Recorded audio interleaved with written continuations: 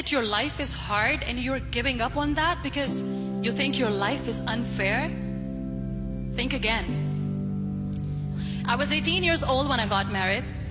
I belonged to a very conservative family, a Baloch family, where good daughters never say no to their parents.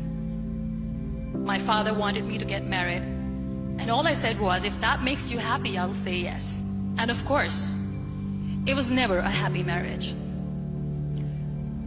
Just about after 2 years of getting married, about 9 years ago, I met a car accident. Somehow my husband fell asleep and the car fell in the ditch. He managed to jump out, saved himself. I'm happy for him. But I stayed inside the car and I sustained a lot of injuries. The list is a bit long. Radius ulna of my right arm were fractured.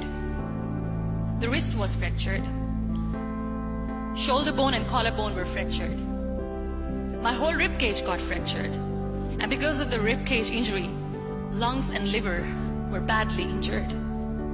But that injury that changed me and my life completely as a person and my perception towards living my life was the spine injury.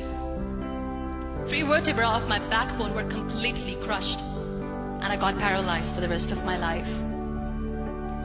Many people came to rescue. They gave me CPR. They dragged me out of the car. And while they were dragging me out, I got the complete transection of my spinal cord. Those 2.5 months in the hospital were dreadful. I was at the verge of despair.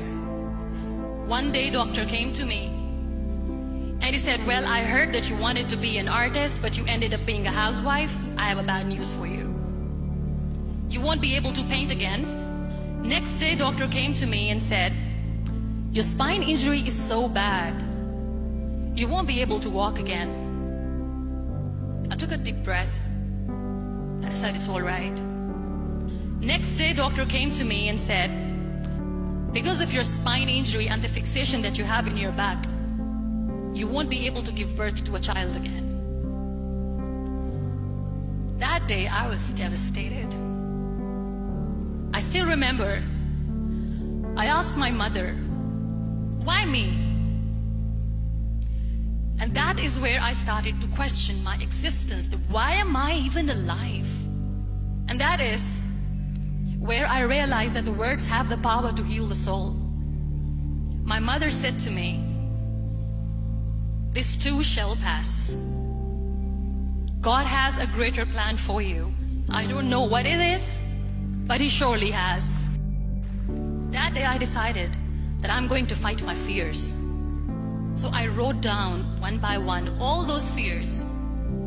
And I decided that I'm going to overcome these fears one at a time. You know what was my biggest fear? Divorce. I couldn't stand this word. I was trying to cling on to this person who didn't want me anymore, but I said no. I have to make it work. But the day I decided that this is nothing but my fear, I liberated myself by setting him free. And I made myself emotionally so strong that the day I got the news that he's getting married, I sent him a text that I'm so happy for you and I wish you all the best. And he knows that I pray for him today.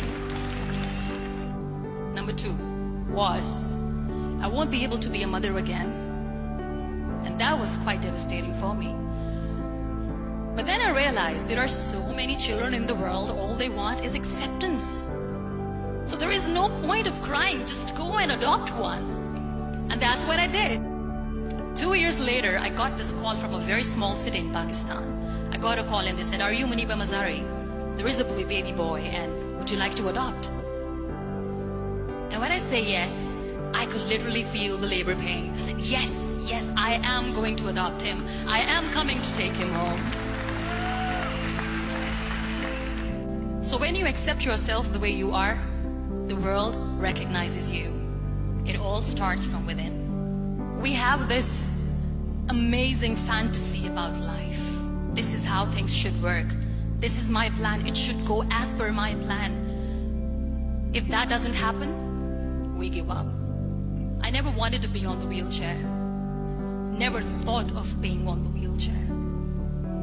This life is a test and a trial, and tests are trials are never supposed to be easy. So when you are expecting ease from life, and life gives you lemons, then you make the lemonade, and then do not blame life for that, because you were expecting ease from a trial. Trials make you a stronger, better person. Life is a trial. Every time you realize that. It is okay to be scared. It is okay to cry. Everything is okay, but giving up should not be an option. They always say that failure is not an option. Failure should be an option, because when you fail, you get up, and then you fail, and then you get up, and that keeps you going. There are so many people in the world who are dreaming to live a life that you are living right now. You have no idea. Embrace each and every breath that you are taking. Celebrate your life. Live it. Don't die before your death. Live your life fully. Accept yourself the way you are. Be kind to yourself. Real happiness lies in gratitude. So be grateful, be alive, and live every moment.